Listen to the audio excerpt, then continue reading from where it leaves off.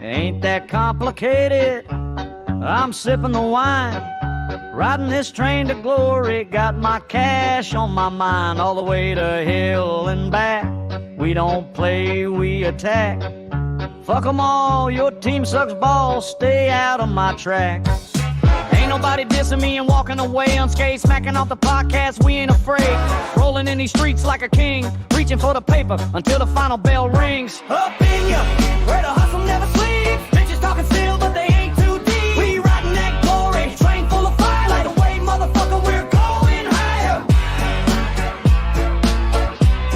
We're going higher.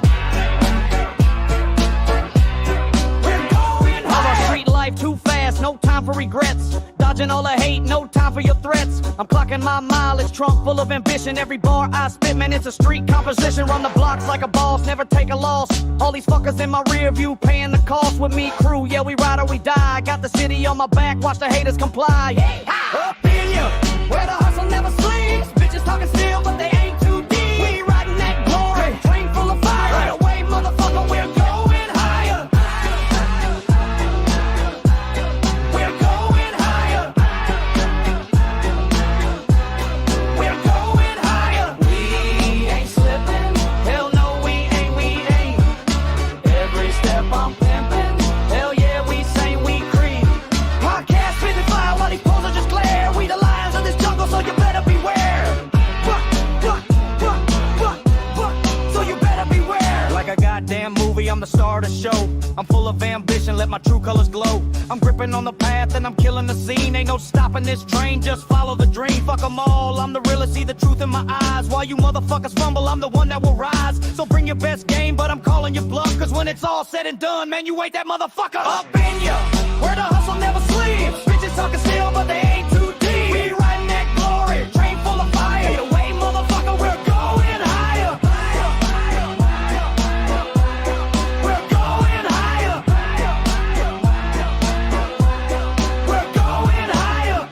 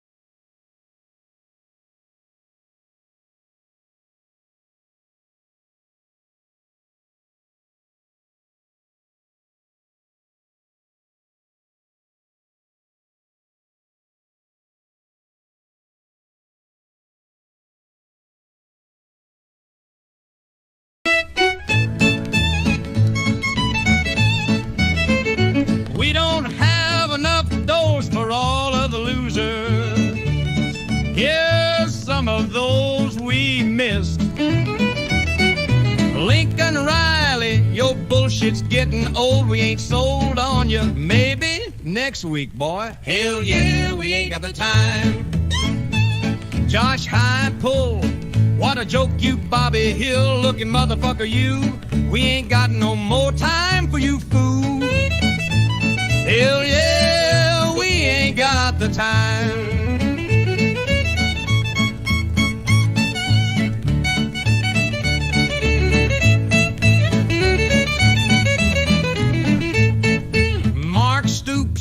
Your team is poop. How you still got a job? Kentucky must be fools. Hell yeah, we ain't got the time.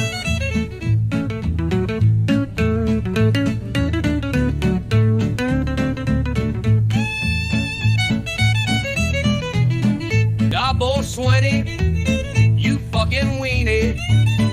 Can't you even win a game at home? I'm sure you won't get fired though, but we ain't got no more time for you. Hell yeah, we ain't got the time.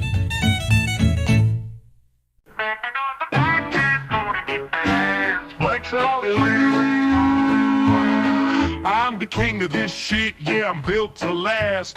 Bitches trying to front, but they don't got the craft. Rolling with my crew, we move quick like a flash. Living that street life, making money, making cash. I hate your team, they weak, they just wanna crash. But I'm balling on a level, yo, I'm sipping on that sass. Smacking off the podcast, don't step to me. Talking all that noise, but you're just a parody. Fuck your mama, know you hate my clarity. We live in thug life, that's the reality. I'm the voice of the streets, I'm the absolute truth. Got these fuckers shook, they just playing the sleuth. You claiming that you tough, but where's your proof? I'm flexing all these wannabes, I'm the living proof. Hard street living, always rolling deep. In the shadows making moves, never lose my sleep. My rhymes hit hard like a punch from the street. So fuck with me, you know you can't compete. Stacking off the podcast, don't you step to me. Talking all that noise, but you're just a parody. Fuck your mama, you know I did. We live in thug life, that ain't no shit.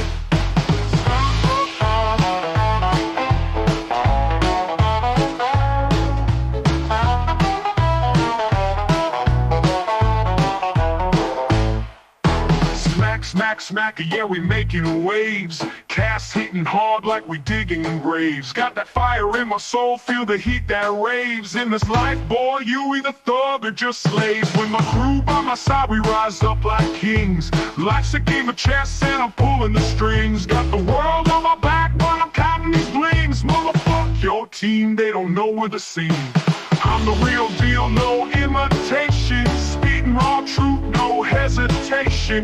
Built from the struggle, pure determination. Smacking off the podcast, my revelation. Smacking off the podcast, don't you step to me. Talking all that noise, but you're just a parody. Fuck your mama, know you hate my clarity. We live in thug life, that's the reality.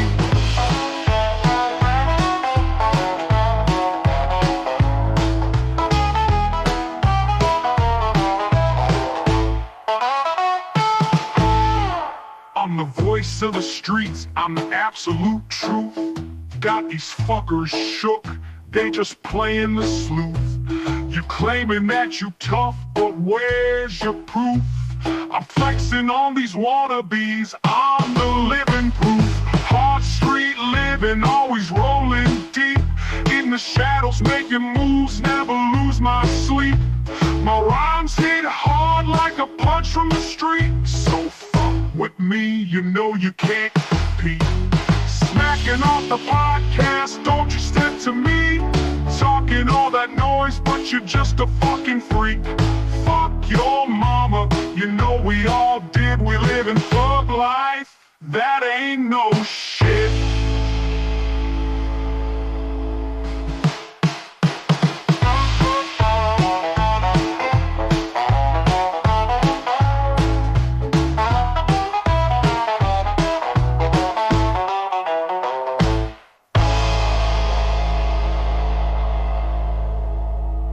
What you daddy don't like?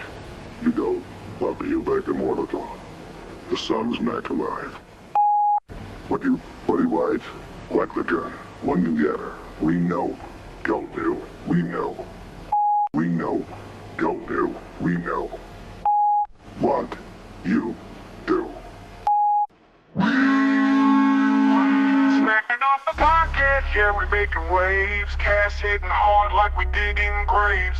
Got that fire in my soul, feel the heat that raves. In this life, boy, you either thug or just slave. With my crew by my side, we rise up like kings. Life's a game of chess and I'm pulling the strings. Got the world on my back while I'm counting these blings. Motherfuck your team, they don't know where the scene.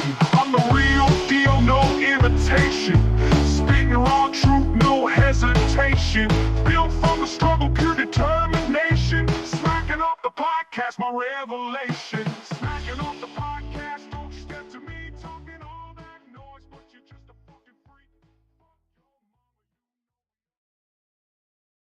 We fuck, won't you bring me? Step up in my grave. I'm a servant, I'll be riding way for wickedness day. Skating on the tombstone, showing my style. Vampires lurking, but they don't last a mile. Ghosts and ghouls, my crew's packing heat. Ripping up the night like a beast on the street. Bitches try to haunt, but they ain't got a chance of digging deep. Living life doing the undead dance. Surfing through the graveyard, fearless and bold. Vampires ain't shit, they can't touch my soul. Not fucking around, this is how we get down. The surfing dead king of the underground. I'm riding high on a wave of black mist. Death in my system can't resist this twist. Ballin' like a boss while I spit these rhymes. Sipping on the grape juice, toasting to good times. We crashing through the night, zombies on the rise. Buried deep in the shadows, we're the ultimate surprise. Flesh-eating fiends, but we're chillin' with finesse. You step up to my crew, better come correct, no less. Surfing through the graveyard, fearless and bold. Vampires ain't shit, they can't touch my soul. Not fucking around, this is how we get down. The surfing dead king of the underground.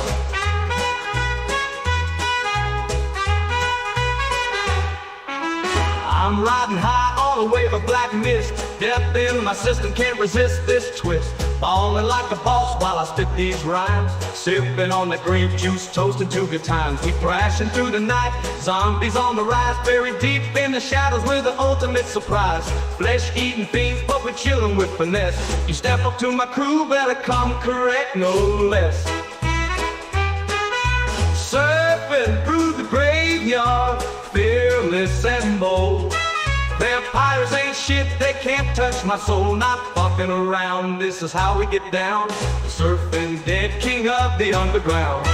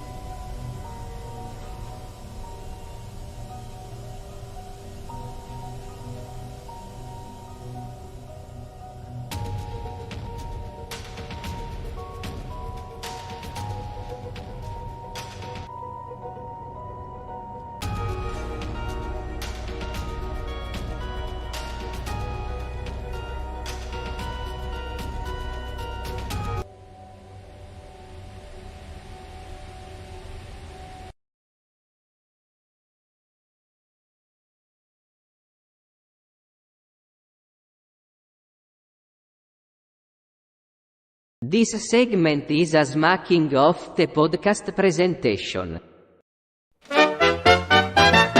Your team sucks, donkey balls, and it's such a sad story to tell. Your team sucks, something fierce, and your coach sucks as well. The football world is laughing, cause your team takes the cake. They're all making fun and laughing at your games.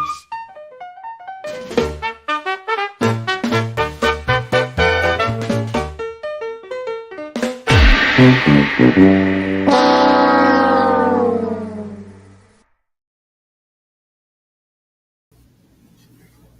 right, everybody. Welcome back to the Smack It Off presentation of Your Team Sucks Donkey Balls. What's up with you, Dad? What's going on, man? All the fun and excitement in the whole world. And you got a picture of my favorite criminal ever up here right now, Doug. I really respect that. You talking about Richard M. Nixon? Richard M. Nixon, yes. I'm not a crook. I mean, he probably didn't do shit compared to the last 5 presidents. Oh, no, he didn't do shit compared to them spying on Trump's campaign and then making a fake Russia hoax in order to overthrow him. I mean, it's just compared to that. It's mind-boggling, isn't it? Yeah. Yes, unbelievable. So, I mean, but hey, what the hell, but that's not what goes on in the world of college football. What happens in the world of college football is if your team sucks donkey balls, then sooner or later they send you down the road, right? And then we have a coaching character. Yeah.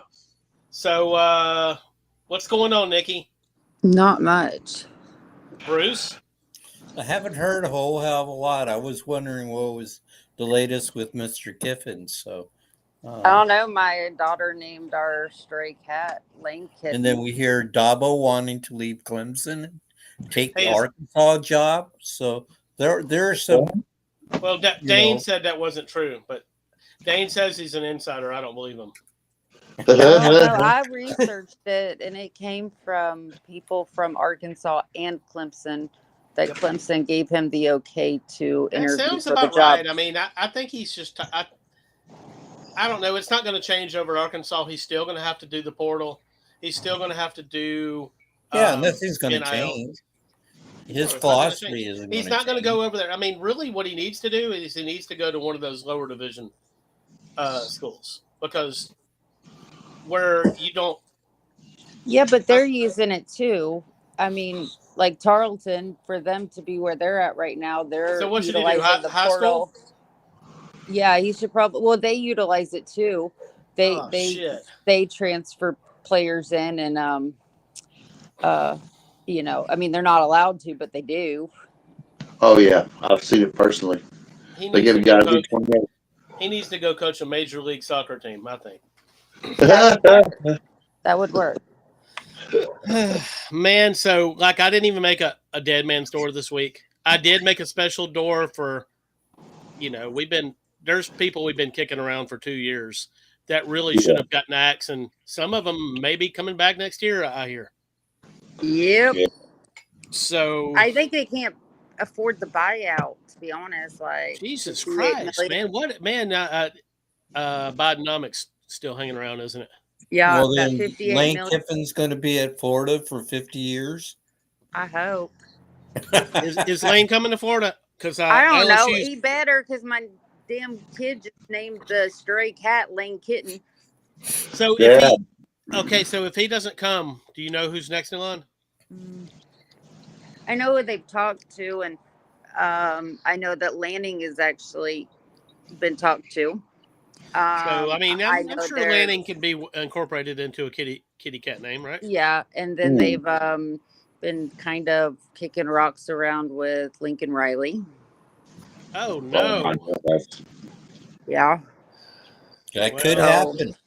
It I could. can see that happening. Don't get mad if Lincoln is part of one of these stores tonight. It could happen. I mean, he should be part of one of these doors tonight. But I do think that he could have some success with Florida, with the recruiting, how he recruits. He already recruits heavily in Florida, Texas, Georgia. I don't know. I think he could do pretty well. But who knows? I still have my hopes up for the one I've wanted for the last 5 years. So we'll see what happens. Well, why would anyone think that LSU would be a less valued place to go to rather than Florida or Penn or one Well, of the would others? you, as a coach, you just watched what happened with BK. You watched that now there's a lawsuit because they don't want to pay his buyout. You have the governor that has control over everything that's going on with that team, and he's pulling the trigger on everything. So now it's become a political I mean, Florida has politician players, sons playing for us. We just take their money. We don't listen to them. So big difference there. And I feel like there's so much drama. And who wants to live in a place that smells like corn dogs and dirty ass? I mean, Damn it, come yeah. on. Now, And you know, you got his wife or ex-wife. They're back together. They are Florida royalty. there you go. And so the thing about it is what it's really going to urge is a change in the rules. Because if Kiffin leaves Ole Miss before the playoffs and doesn't coach in the playoffs, that'd be near unprecedented. And what they're going to have to do is they're going to have to shift the transfer portal, the recruiting window, right, and the so that the coaches can stay until they'll have to change it until after the playoffs. Because right now it's ridiculous. If he moves from a team that's going into the playoffs, it's just going to be only Lane Kiffin can do this really because only he can look that bad and get away with it. But I also think that, I mean, he is allowed to coach even though he decides to go to Florida, they can wait to sign paperwork or they can change it to where he can coach. But I think it's Ole Miss that's saying that he wouldn't be coaching in the playoffs if they made it. There's a lot of rumblings about, them themselves saying, well, we don't want you around, Lane. You need to you need to step down and go away. Yeah, if you take a job somewhere else, you won't coach the playoffs. You're not, and that's on them. So I would think most teams that made it, even though your coach would be leaving for the next season, they would still want them to finish out, because right then, as soon as he leaves, that whole team's going to say, you don't want him to coach, then we're not going to play. Well, I don't know. And they're not going to give It's a playoff game, though. Yeah, but I don't think I don't think that would happen. But why wouldn't you want to have your best shot, especially when you're Ole Miss and you've never made a playoff before? And you want to keep Lane there I would think until the end. I really would think that you would want that.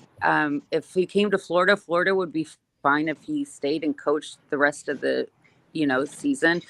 I mean, we've seen coaches before that's taken other jobs and they've coached their bowl game with the team they were with. If this was a bowl game, I agree with you. The players would. But we've seen it in bowl games, and this is so much bigger. I don't see anybody opting out of a playoff. Yeah, it's like this is so much bigger. Why wouldn't you want him to finish it out? What he started? Absolutely, he's the guy.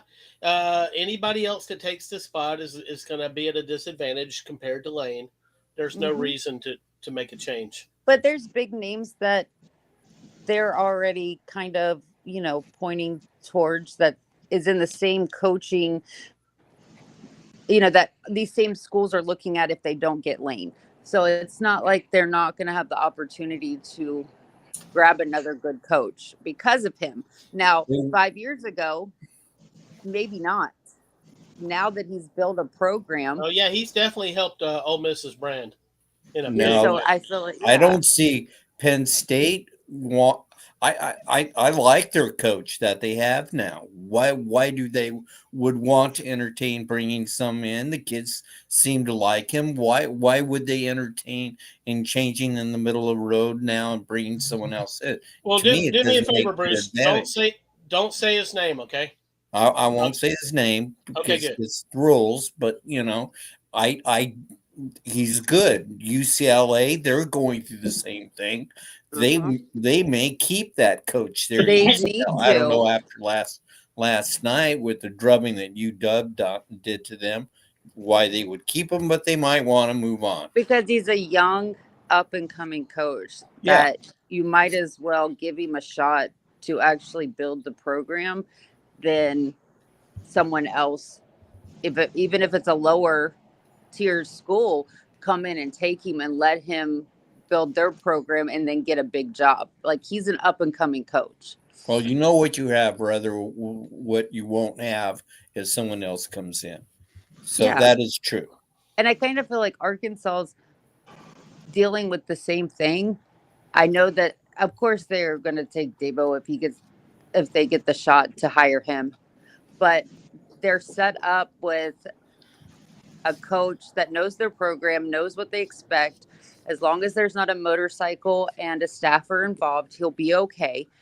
And the players love playing for him. They're playing their asses off for him.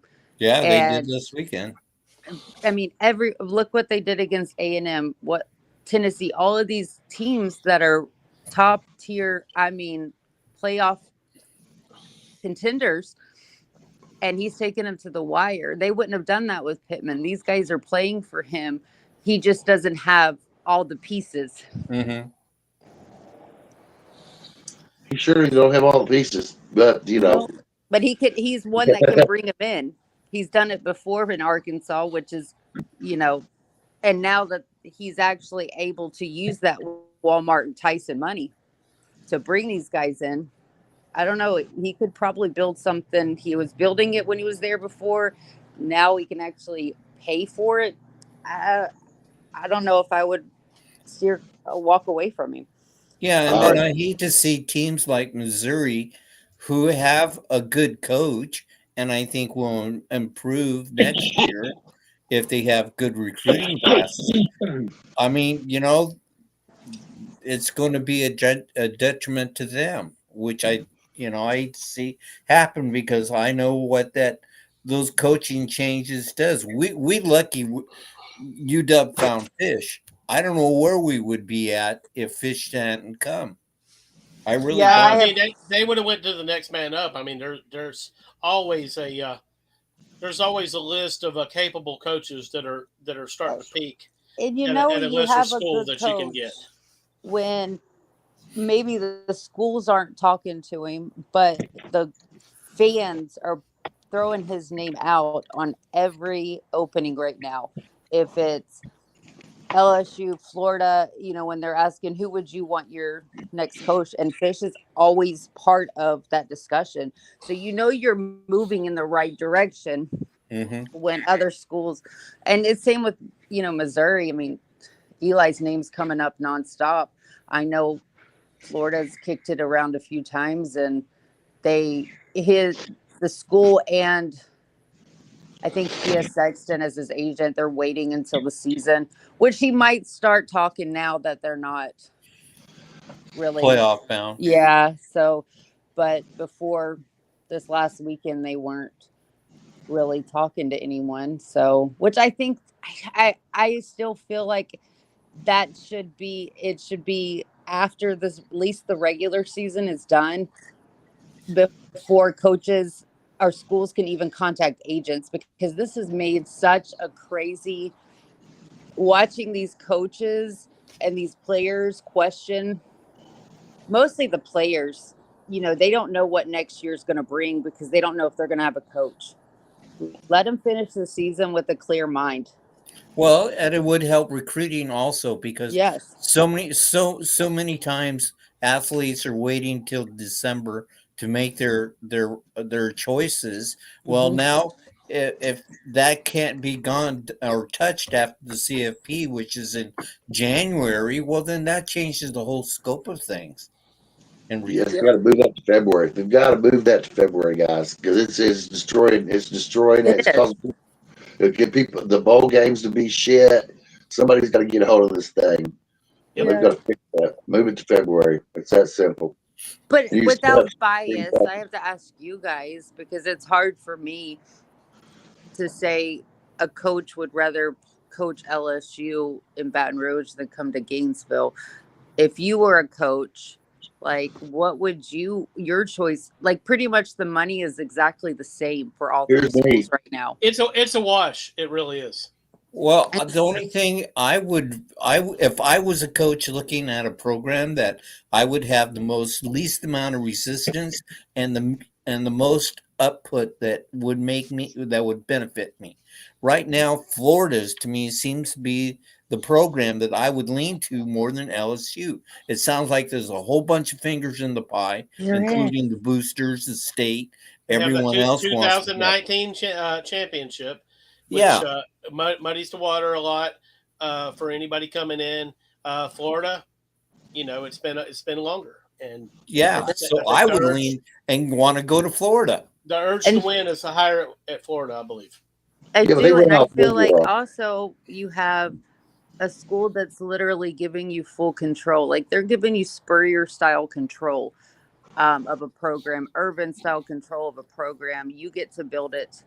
You don't have people over top of you telling you what you can and can't do. And I feel like at LSU, any coach that goes there, including Brian Kelly, went through it. And I mean, he's a shithead anyway. Probably someone needs to watch him 24/7. But there's always someone there telling you what you can and can't do. He wasn't even allowed to go watch his son walk on senior night. They wouldn't allow him in the stadium. Like to me, that's messed up. And if you look at LSU, like you were saying a minute ago, Nikki, and you're thinking of the fact that they ran a guy off 1 year after he won a national championship, it's just so. And then not want to pay him. They're now saying it's okay if Kiffin wants to bring Coach O in as a coordinator. Is Coach O at Ole Miss? No. Oh, okay. But Coach O's been very vocal that he wanted to go back to LSU. And they were never on board with it. And now they've come out and say, well, if Lane wants to bring him in, he can bring him in. Florida's offered him a job. If he wanted a job with Florida, they would. Orgeron was his boss at USC. Mm-hmm. Why would he want to entertain? Why would Kiffin want to entertain Orgeron there with him? A former head coach there that may feel like he should still be there. But what purpose would he serve, Doug? It wouldn't. Is your offensive coordinator? It wouldn't. Coordinator? I mean, it would for me. I would feel like I couldn't trust him. Especially at LSU. Especially at LSU, this is what we did to win a championship. This is what you need to do. This is, this is what he would be that one because he's done it there. They caught lightning in a bottle, and there ain't no way to diagram it or explain it. I just don't think. I mean, I could see. I mean, they're still close. They're good friends. If he wanted him as an assistant, okay, that's awesome. But I just couldn't see that happening at LSU, where he did win a national championship, and he's going to be the one going, well, this is how we did it. Why aren't you doing it this way? He's going to feel like he has a little bit more of an upper hand. Well, all right, so before I open door number 4, let me go ahead and give the side story. We typically don't go after interim coaches. But I thought this game was special. I really thought that the teams were pretty equal, and when you got a home team, and it's probably it could be who you're thinking, Nikki, and then maybe it's not. Let's open this door. Yeah, it probably is.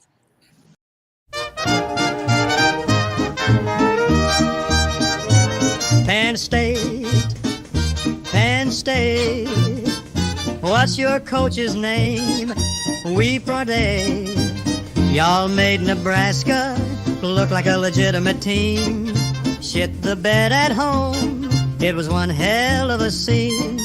Donkey balls are bouncing and there ain't nobody laughing.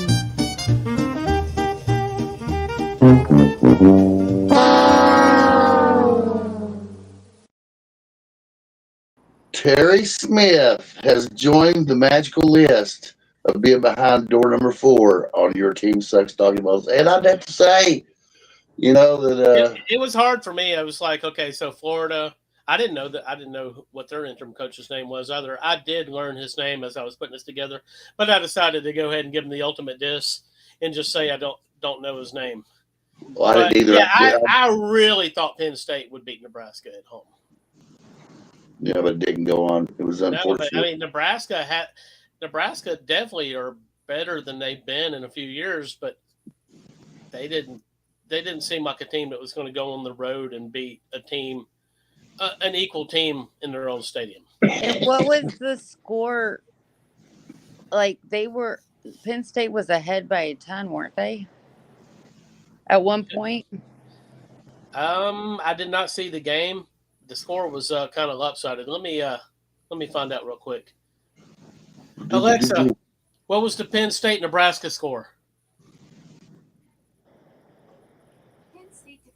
Was it 37-10?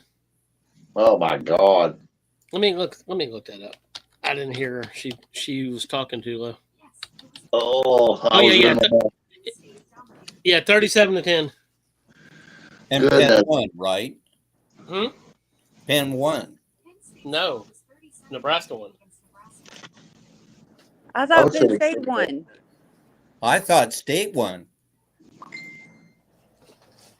Let me look this up. Because all the players were on the field. Penn State players were on the field. Yeah, they beat Nebraska. They hired Gary Smith. Yep. God damn. I got it backwards.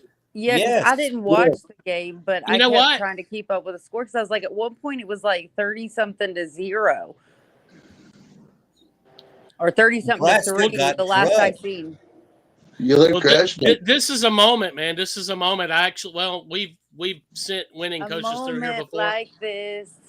Yeah. So switch that to Matt Rule, and we're good to go, right? Matt Rule. Yeah. We're talking about him now. Donkey ball recipient. Yeah, he definitely deserves it. That was ugly. And I didn't even watch the game. I was just keeping up with the score. And I was in shock. I thought that they would at least have tried to show up a little, but you know what? I did hear what you were saying. I got a backwards score because I don't make that error. I think I got a backwards score somewhere, but I really should have looked into it. But that was the lead-in game on Big Ten going into the Washington game. So I watched it from halftime forward. Yeah, I'm blaming it. I'm blaming it on one of those guys that sets the scores that go across the screen. God damn it! Yeah, that's all right. It was an Ohio State fan that told you because they just really. I can't take the blame here. It was definitely it was definitely somebody else. But either way, Matt Rule should have been. We still love you, Doug. So it worked. It worked. Jesus, Matt Rule. I mean, I really thought. I mean, I was shocked. And I was like, Jesus Christ, how the hell did they go to Penn State and win? Not just win, but whoop their ass. Yeah, and losing their quarterback who's out. We were just making sure our listeners. God damn it, I really should have put Florida's coach in here, shouldn't I? You should have. Billy Gonzalez. And it wasn't even him because he's not even the one doing the play calling. It's our offensive coordinator and quarterback coach. But I can't even blame it on our coaches. We should have ran it through we should have did the first OC to have a door. Yeah, 100%. There you go. And I can't even honestly blame it on that. Our whole offense and defense just looked like complete shit. They were checked out again. Goodness. I feel like they put on a show for Lane Kiffin, like, here, you can have this, you know. And then they were like, this broken toy. Yeah. Like, we are really good when we want to play. You have for an opportunity. Like, you know, we're going to play good for a good coach. See, we're playing good in front of you. So, you know, come to Florida. All right, let's open another door and see if we actually got the loser this time. The loser. Yeah. Yeah, ain't you got no answers? Your sons are gone now, and your team sucks. Donkey balls, your plan has style. Deion Sanders, ain't you got no answers? Yeah, your sons are gone now. Yeah, ain't you got no answers? Your sons are gone now. Yeah, and your team sucks donkey balls. Yeah, yeah, yeah. Plan has style out there.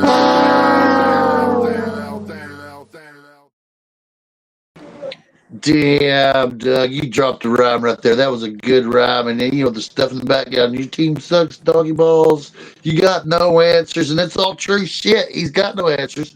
His sons are gone. And I don't know, man. It looks like he's just played out the string, you know? They came out strong for like the first Like 4 minutes of the game. Just enough time to scare Austin Parrish for a minute. Yeah, 'cause I remember They, turning they it on were for a out of the second. season, the first 4 minutes of the season. Yeah, It's been downhill since day one at the beginning of the season with Sanders. I'm just not a Sanders fan. like not. the beginning of the season, I kind of gave him a little bit of, Yeah, he about 4 just had minutes. surgery. He had, another blood clot. Okay, and he came back to coaching 2 days later after surgery. So I'm like, okay, he's kind of out of sorts. Hasn't been at practice. Maybe that. And then I'm like, okay, yeah, it's more to it.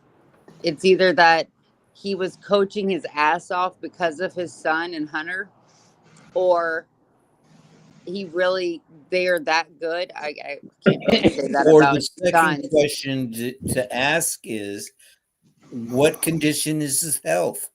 Is he healthy? No, Because from what I've heard, he's sick as a dog. So he's I in don't know, bad shape. Like he went which from is contributing to all this. cancer during the off season to he gets back. So he wasn't practicing with, the rest of the team during the off season. And then he comes back, and then after the first game, he has surgery because he has a blood clot in his leg. And then he comes back 2 days later. Like, the man's not healthy. He really needs to just call it quits, go enjoy watching your son play, and try to get back on that. Well, he ain't playing in the NFL, is he? Well, Shador is. They definitely ain't going to fire him, though. No, they're not going to fire. But Shador, he started today and won. Well, the thing about it is that if his health is bad, his kids is already they're no longer there. How much fire and enthusiasm does he have? Because if he does, and I don't know how he might stay around a while, but I don't see any further reason Like for him to stay Tyler around. said, time to hang it up. Like, I really think I agree with him 100%. It's time for him to, I hate to say hang it up because it's only been 2 seasons, 3 seasons, whatever. I hate to say that, but the man's health is bad, and he doesn't have the spark like he did when he was coaching his boys and Hunter. I think more Hunter than his boys. Like, I watching him with Travis Hunter, it was like that was his pride and joy. Hell yeah. This has been for me an old rub with him, is when he first came to Colorado. And what he pulled with the established athletes, scholarship athletes that were there at the time, and shit canning them, and saying, "Oh, we're starting all over from scratch." If I was an athlete coming in and being recruited, he would be like a fucking player. I wouldn't touch him. That's how I felt. I would play with anyone else but him.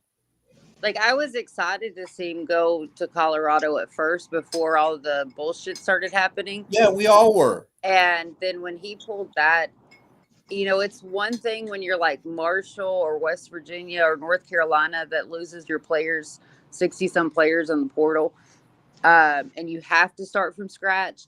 These players were staying to be coached by him, and he was like, no, go ahead and pack your bags. He even called them. He told them, he said, y'all are nothing. I'm bringing in the Louis Vuitton luggage. Yeah. I mean, that's shit. You don't do that crap. Not just okay, I'm not going to be using you this season. He disrespected every single one of them. That's when I lost it with him. I felt no faith in him. I didn't think any person who recruited for him would follow in line either. It was a total disappointment. Him making the school, retire his son's number and put him up on, like, come on. Now, like, that's some bull crap. Usually when you got a coach that's great, you can point to his philosophy, right? What he stands for, either offensively, defensively, or what. And I really can't point to that with Dion other than that he tried to put his son in the best position to make statistics, right?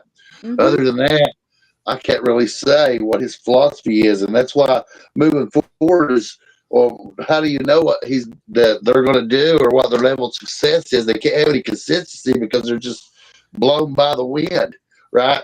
If he was rock solid in his beliefs in how football ought to be played, right, and that's what he was talking about at the press conferences, then I would be more encouraged by his future. But I'm not, because it's about him and his personality. Yep. And he did that at Jackson State too. I mean, look at what he pulled there. I mean, he built that program and was putting his own money into it and just threw him under the bus. And took most of the team with him, so they couldn't even build back right away. After I mean, saying, I will give him all his kudos for whatever he did in college and the NFL as an athlete. It's beyond reproach. I can't knock him for it. But as a coach, he has, to me, like the Book Robinson syndrome. Great athlete, great hitter, fielder, everything else. But when he went to the majors, Brooks Robinson sucked as a coach. Yeah.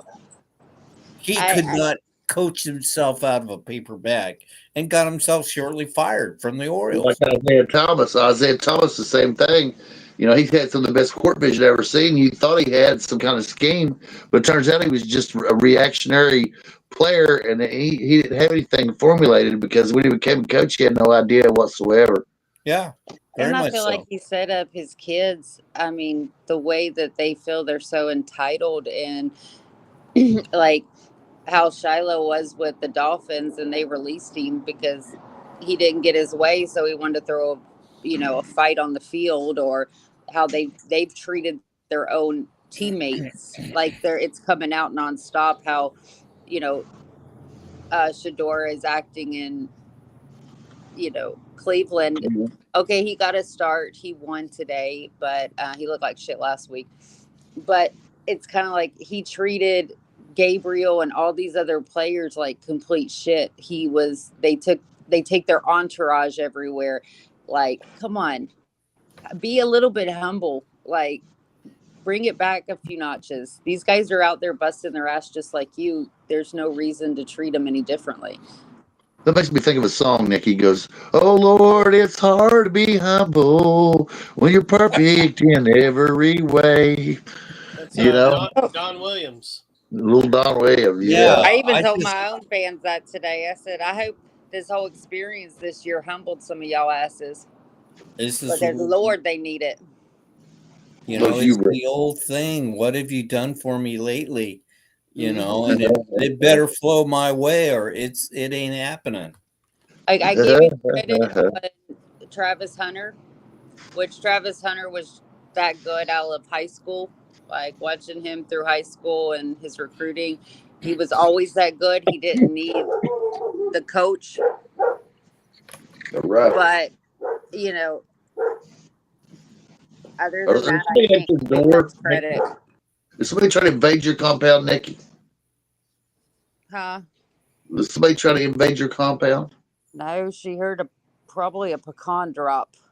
How about you got dogs running around out there like it looks like a prehistoric wolf pack? Lord, I got 4 running around, and I got they dropped off a bunch of stray cats, and there's all kinds of cats running around. Well, they keep the rodents down, so. They do. I don't mind that. The cats are fine. They all got names now.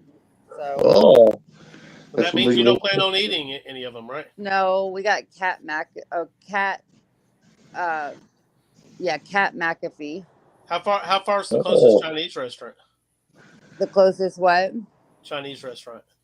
A good 15 miles, so we're good. Oh, yeah, they should be good. The Chinese restaurants look within a 5-mile radius typically. Yeah. So, and then they just found another group of kittens yesterday out on the back of the property. So they've been feeding them all. All right, so I got a special door here. This is not a dead man's door, although Some of the people in it may have been mentioned at some point. These are people we've just given up on. So a lot of them, I feel like, should have already been fired. Let's open this door.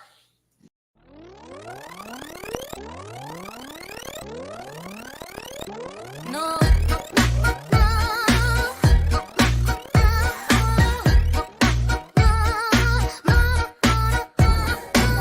Mike Norvell, how the hell, son? How you still got a job? Walking like a dead man, talking like a man on a mission.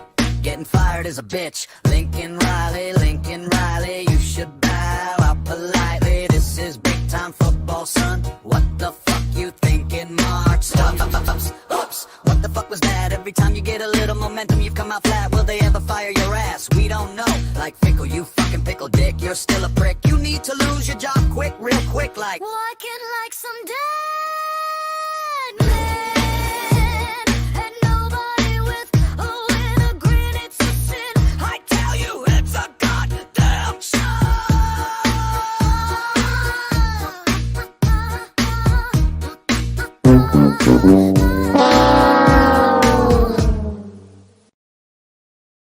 What do you think that is? Well, the rudder hasn't steadied the ship at those programs, Doug. So Mike Norvell, apparently he's coming back for 2026. He is. I don't think they have the $58 million to. I mean, they could call Dion. Yeah. Call Dion to borrow the $58 million. Yeah, or Jameis. They call Shane. Old crab legs. He did good today. He should have a little extra hanging around. I mean, all these other schools, ex-players and boosters will come out with buyout money. Why won't FSU? And Lincoln Riley, man, he has built some offensive football that got close, but no cigar at Oklahoma. This is probably one of the better teams I've seen this year from him. Oh, yeah. Yeah, it has been, but it's just not good enough. We got 3 losses, right? Yeah. Yeah. Knocked out of playoff contention. There's no way they're making the playoffs now. But can I say, I was so hoping they would beat Oregon just on the fact that Oklahoma fans they hate him so badly. I'm like, if he was that bad, why do you hate that he left? Everybody loves surprises like that. USC going to Oregon and winning, or Nebraska going over and beating the shit out of Penn State. Yeah. But it didn't happen. But it didn't happen. But they hate him at Oklahoma. They will not give him any credit for any of the Heisman winners. Nothing. Oh well, Baker transferred in, and Jalen transferred in, and this. Yeah, well, Baker was nothing before he got to Oklahoma. So I believe Tim Bailey still likes Lincoln Riley for some reason or another. It's one of those things. I don't know. I haven't talked to figure out about Lincoln Riley in a long time, so I really can't say what his leanings would be. But for a while, he was really protective of him, even after he went to USC. You know why? Because for Bailey, he's not him, but Mayfield. Baker Mayfield is Bailey's Joe Montana, right? He loves Baker Mayfield almost as much as he loved Tony Romo. When you say he loves him, you mean he wants to have sex with him? Or he wants to get close to him in some kind of way. You know what I'm saying? He tried. He tried to break in his hotel room like he did Justin Pikes. But I found that video earlier. I was going to share it in the chat. Yeah. It's got no fucking sound. It's so weird. It had sound at first, and then it went off, and now I can't get any sound to come on it anymore. It's like it's like they had deleted the sound at some point, and then it forgot and gave me a second, and then went away, and I cannot get sound. Oh my God. I need to look. I think I have it somewhere. Okay. You got the evidence. Yeah, I have it. The names have been changed to protect the guilty and the innocent. But in this case, we didn't change names, right? We really wanted to know who they were, But he did that to Baker. He tried to break in his hotel room and molest him, but it didn't work. Crazy. This is just but he was really hype on him. And then guys, we could also talk about Mark Stoops. I mean, they got crushed utterly yesterday. It was awful, painful to watch. The I felt like Vandy would win, but I didn't feel like it would be that. I never thought not to that extent. Everyone thought Me it neither. would be pretty close. I picked Kentucky just because I wanted to see Kentucky to go out with a bang after turning around their season. I really wanted to see them win, but damn, like that was hard. I mean, that was just as hard to watch as my Gators losing to Tennessee. Well, there's two things going on there. One thing is that Vandy, for the first time probably I've seen in my life, their defensive line dominated the front against Kentucky, right? Which I've never seen happen. And then part two is, Nikki, your guy, Pavia, he should be the Heisman Trophy winner. And the reason why is without him, Vanderbilt would be okay, right? But I tried to start that campaign. What was it, week 3? Diego for Heisman. Everyone laughed at me, but I really think we did. I really thought I still do. I think he has good numbers and just his heart that he puts into that team. And what people really don't understand about Vandy, this is not just Clark Lee. Everyone's like, oh my gosh, he's so amazing. You guys got to understand, it is who he brought in with Diego. You got Jerry Kill, you got Jerry Patterson. Those guys is what is making the difference, because before them, Vandy was just Vandy. Like LSU and Oregon and Dave Aranda, he brought in the right guys. Yeah. So, okay, so Kentucky they really haven't said anything on Mark Stoops, have they? No. So out of these 4 guys here, Lincoln Riley and Mark Stoops, there hasn't been a declaration. For some fucking reason, we don't know why. Mike Norville is coming back next year. Actually, Nikki does know why. They don't have the money. Yeah. They did have the money. But then you think about it, FSU's been down in basketball, baseball, like everything. When they used to, even if football wasn't at the top, they were still bringing in a pretty high revenue with baseball and basketball, and they're not bringing it in any of the sports right now. Okay, and if I'm not mistaken, Luke Fickell, that he's gotten a vote of confidence that he is coming back. Yeah, he has. Yeah. And that's because I can't figure that one out either. We gifted him a win. Yeah, but I just don't think that was enough. I really think that he should still be gone. Oh, yeah. I agree I with think you. that he has the confidence because they're telling him he's safe at this point.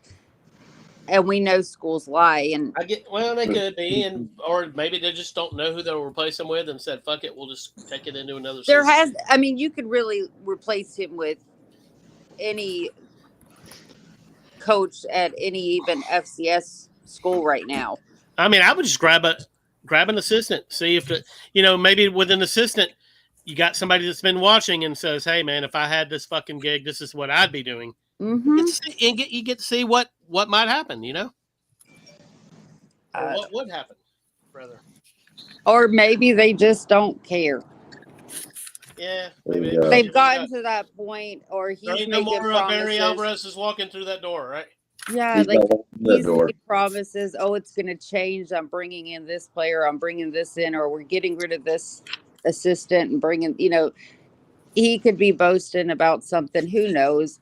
At this point, but I really believe like it's silent on them even considering getting rid of him.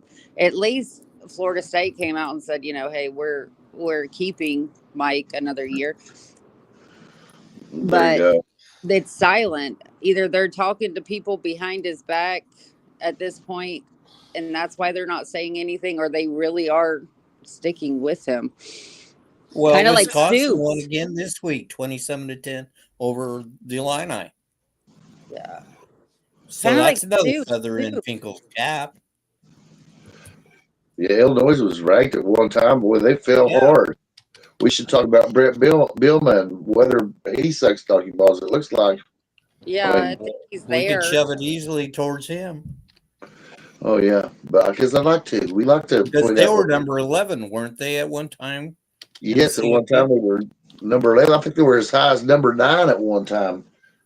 So they really fell off, and we've missed that. I mean, we have talked about Bill on here, but we have to mention he failed at Wisconsin. Now he failed with everything in his favor and everything in line for him. He failed at Illinois. So him and Fickle both suck donkey balls. It looks like that Wisconsin lost touch with people associated with the program that they could lean on to come in and take over. So that's what the real problem is in Wisconsin. Is there's no connection for Fickle to the program. Billman last connection to the Alvarez era, and now they have to start completely over and truly rebuild their whole culture as even a fan base of who their guy is. So if they stick with Fickle and they wait it out, or they accept whatever the results is, I don't think that's going to be good enough, because Wisconsin was always a contender. It wasn't a game that you marked off on your calendar as a definite win. And they had a philosophy of pounding the football, and you knew it was going to happen to you, right? And now, I don't know what they stand for. They should stand for brick by brick and just bring in Butch Jones. From what I'm seeing out of Wisconsin, I mean, this team was capable of so much more. And what do they got? 4 wins. They can't become bowl eligible. There's not enough. What was there? Well, wasn't it last year they were actually not, like, to start the season, like they were pretty decent? Who, USC? Wisconsin. Yeah. They played Bama pretty hard to start the season, and then kind of. Let's see, 24. Maybe that's why they played Bama hard or something. Here, let me pull them everyone up here. keeps their job.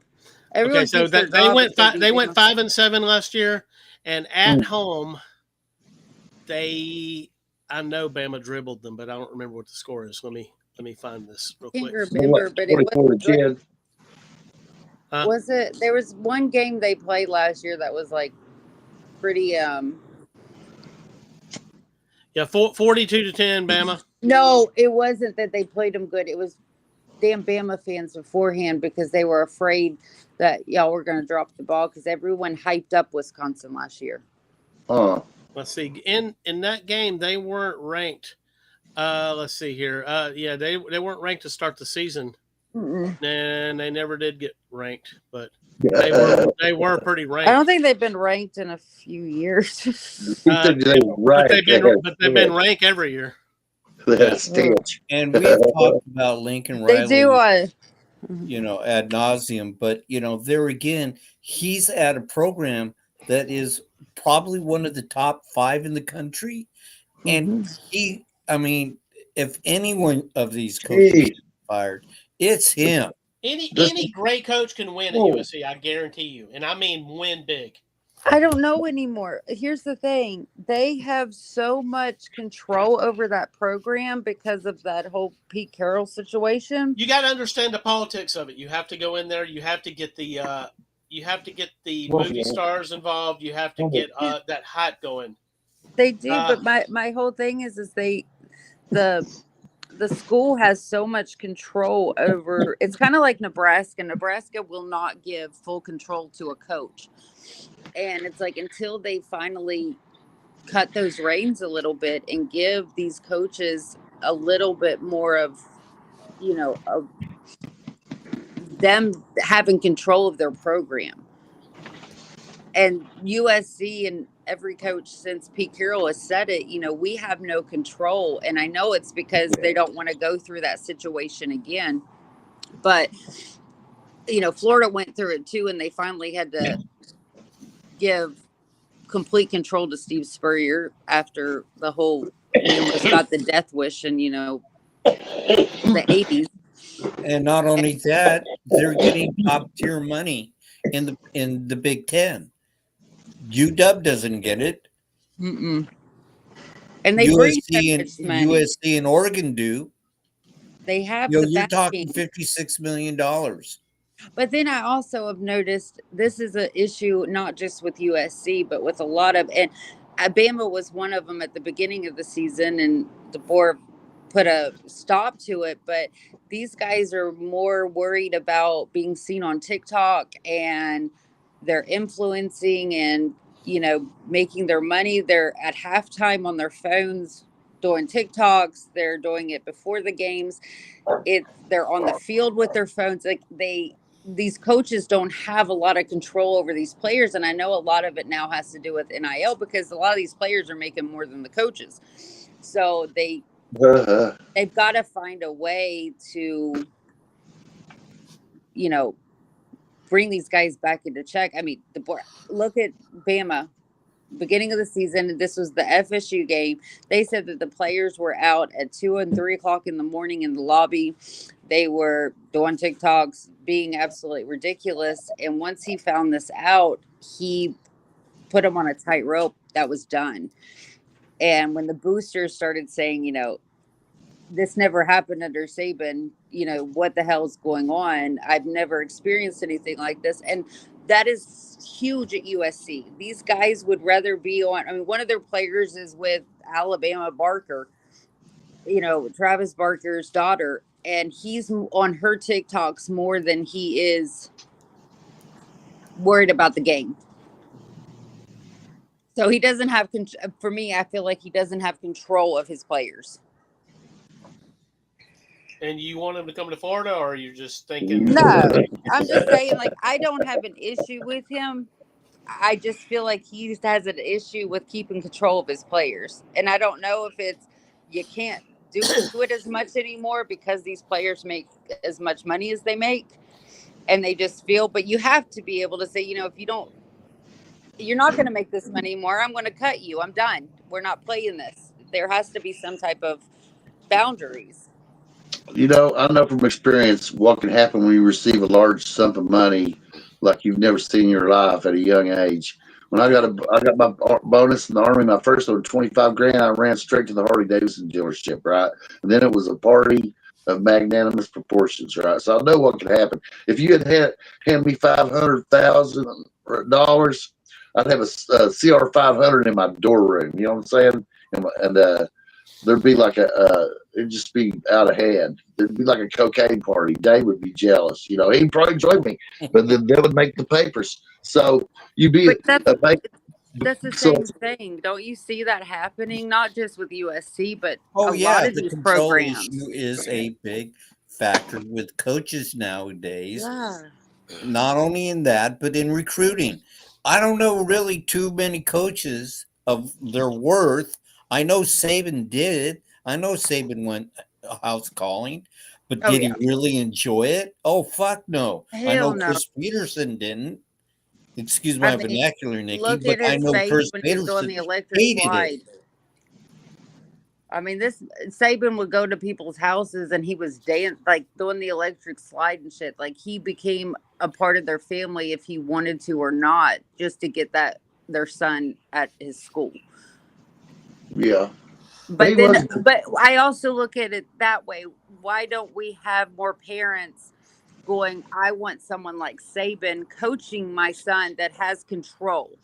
That's going to say, I don't care what it is. You have control of these boys. They're protected.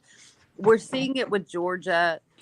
It's gotten better this year. Like I said in chat, I'm kind of proud of them. We're not seeing as many of them in the jail report, but it's still happening because they don't have consequences. Kirby does not suspend them. He doesn't do anything. He doesn't care. And it makes for a pretty shitty locker room. Look what went on with Beck. He did not have control of his players.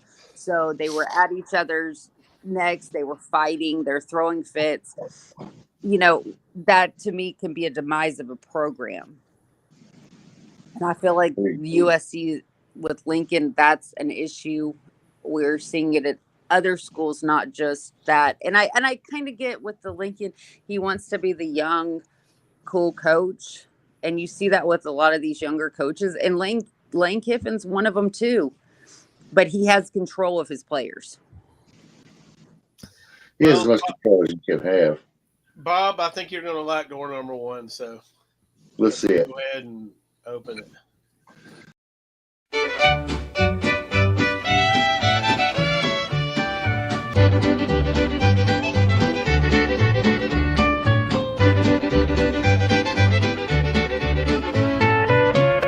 Chevron, Jeff Brom, you had it going pretty good, son, but not for long. You're on a 3-game skid now, and your team is sucking donkey balls, big old hairy donkey balls.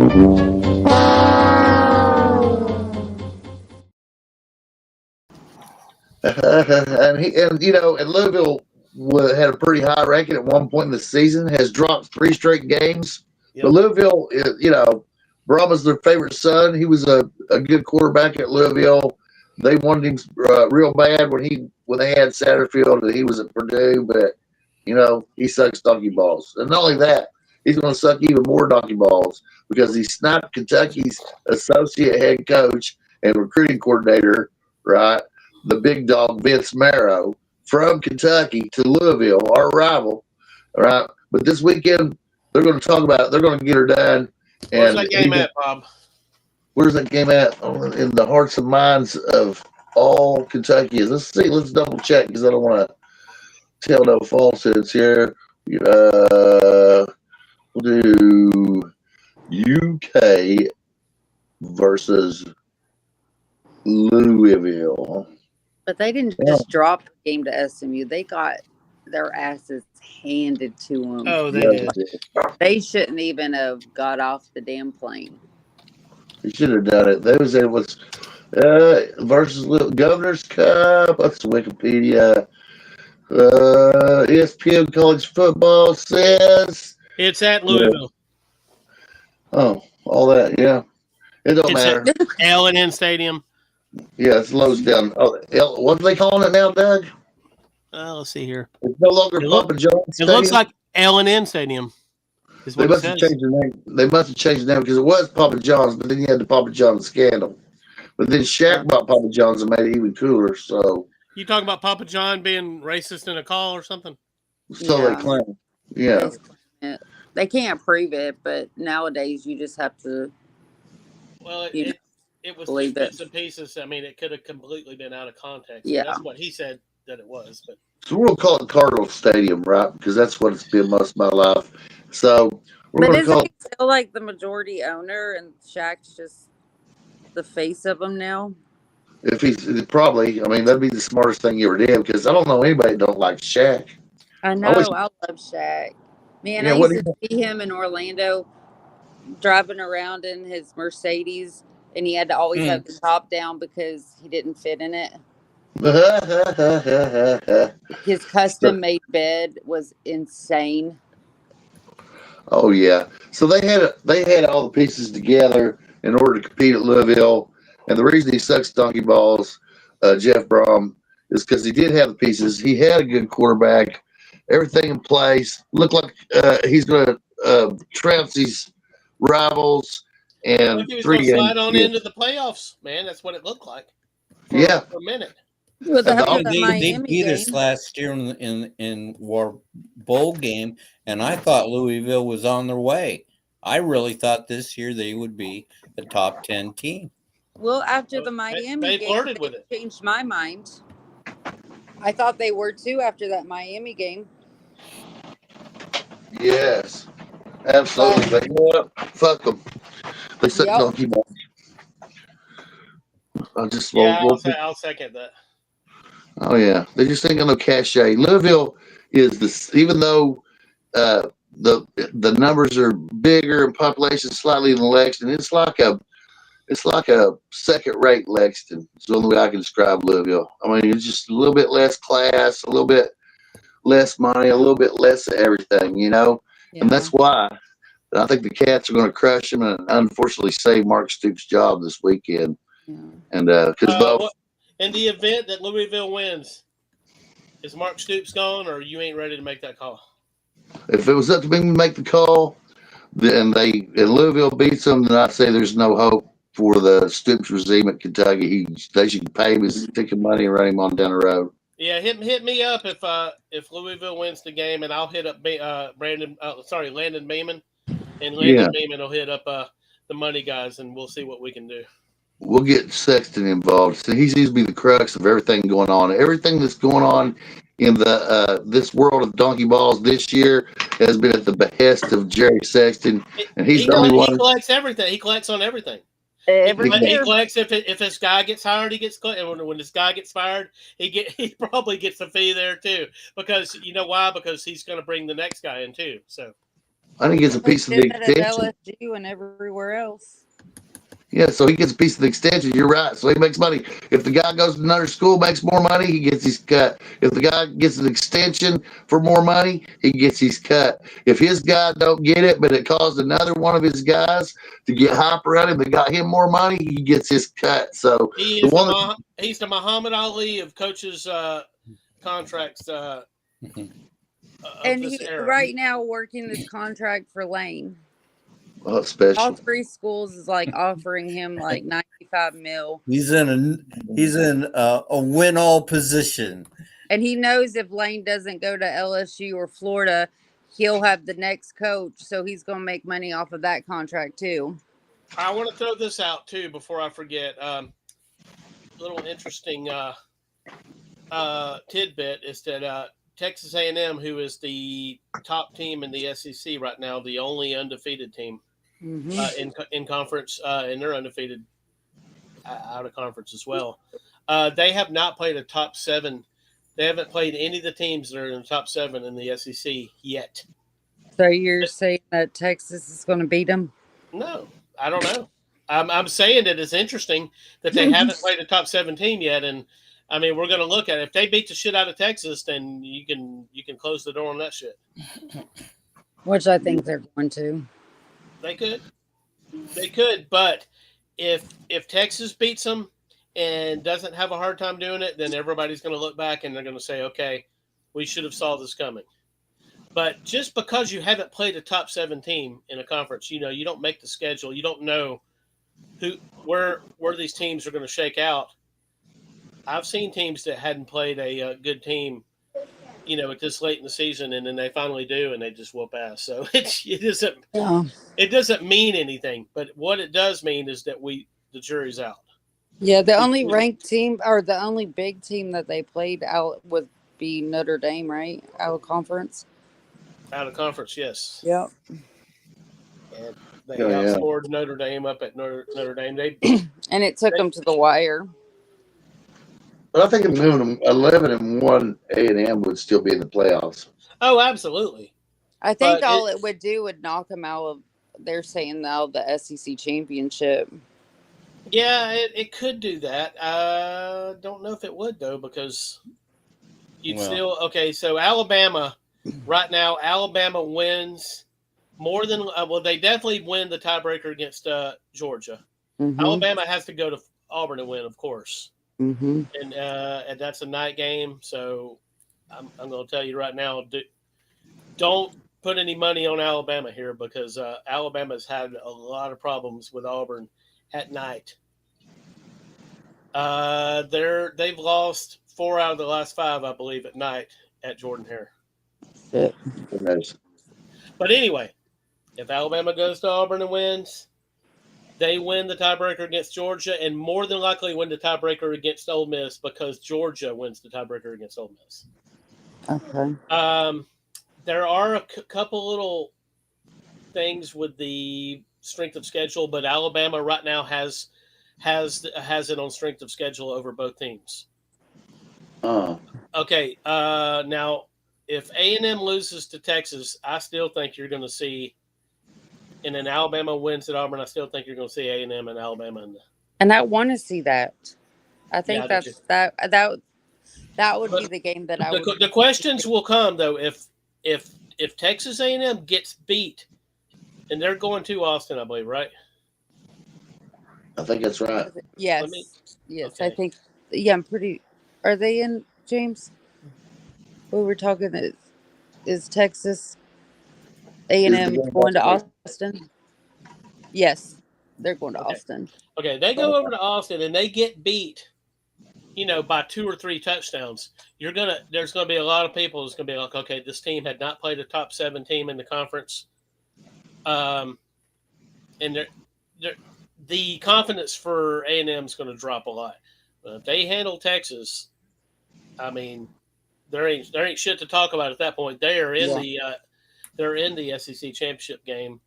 I don't know. This is what one that's fucked me up as an Alabama fan. If Alabama loses at Auburn, they still have a 40-something% chance of making the playoff. I've seen that. And I can't get my brain around it, and I don't want to. Okay, can I ask you a question, everyone? Sure.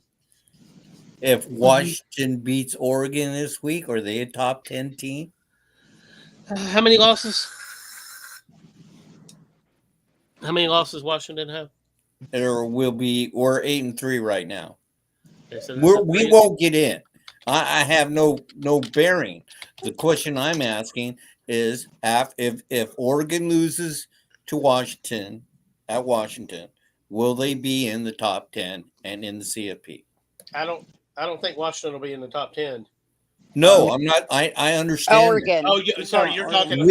We'll be. I think after yesterday's win against UCLA, I think. So you're talking about Oregon, right? Oregon. Will Oregon be in the top 10? Is that one loss for Oregon? It would be one loss. No, they've already got one. No, they have one other loss. Okay. They lost to Indiana. Yeah, they lost to Indiana. Okay, so that would be two total losses if they lose to Washington. Would they be a top 10 team? Oh. Man, I'll tell you what, if it's close, I think they probably still would be, because who are they going to fall And I behind? think it also depends on the other teams, on if some of these Not other that I teams think fall. Washington's going to win.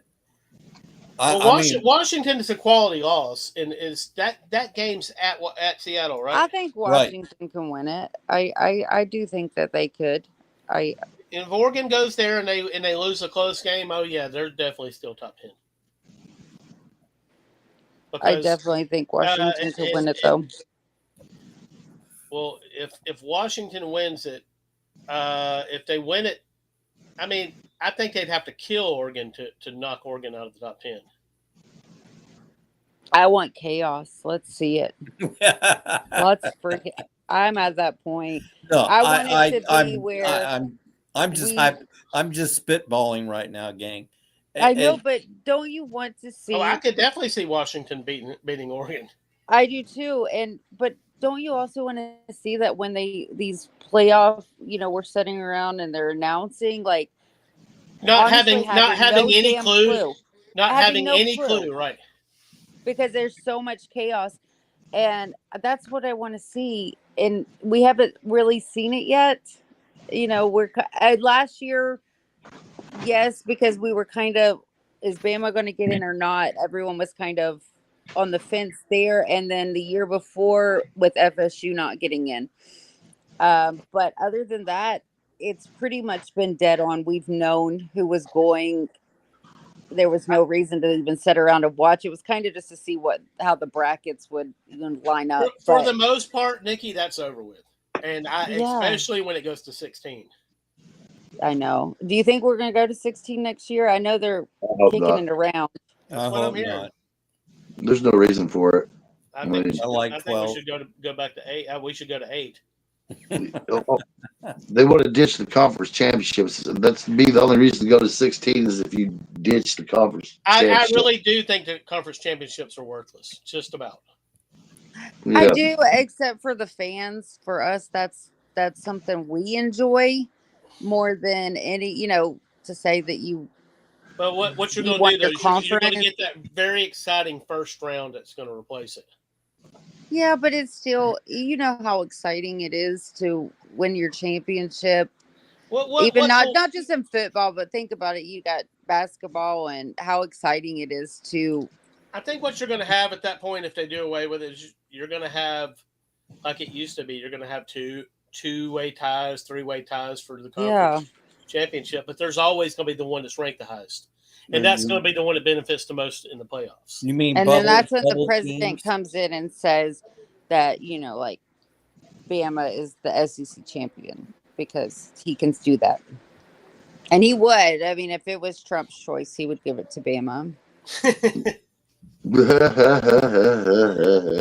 What did you say, Bruce? Just calling them bubble teams. I would say 12 through 16 would be bubble teams. Those were teams that I think, if it wasn't them having championship a win, then they would not be.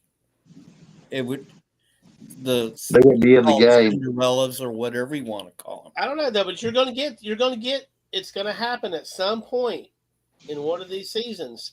You're going to get one of these teams that nobody expected to get in the playoffs. They get in there and win the sumbitch. I'm ready for it. Truthfully, I would. Yeah, I'm ready for that. All right, guys, I'm going to bed. Sounds like time for bed. Yeah.